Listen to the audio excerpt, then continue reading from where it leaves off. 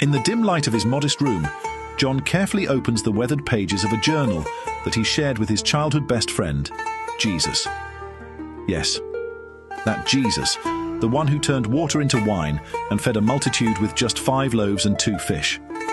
That's the Jesus everyone has heard of, but John knew the boy before the legend. Each word in this journal carries the whispers of a childhood woven with divine wonder and earthly joys. Every memory is a testament to a boy whose life was both ordinary and extraordinary. This tale is woven from the tattered pages of John's journal in his own words.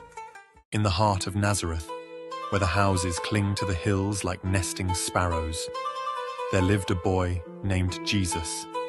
He lived with his mother Mary and father Joseph in a humble house under the shade of olive trees. I remember the day I first met Jesus. He was a boy of about 7 with piercing eyes and a welcoming smile. He was helping an injured sparrow, cupping it gently in his hands.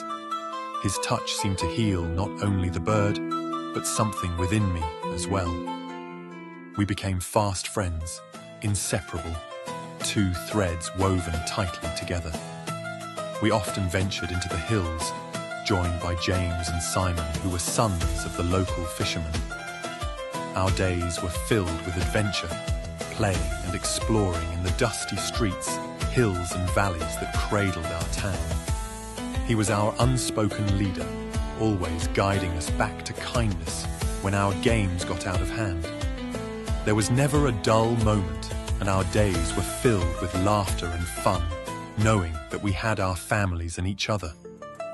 He adored his mother. In his eyes, she could do no wrong, and there wasn't anything he wouldn't do for her.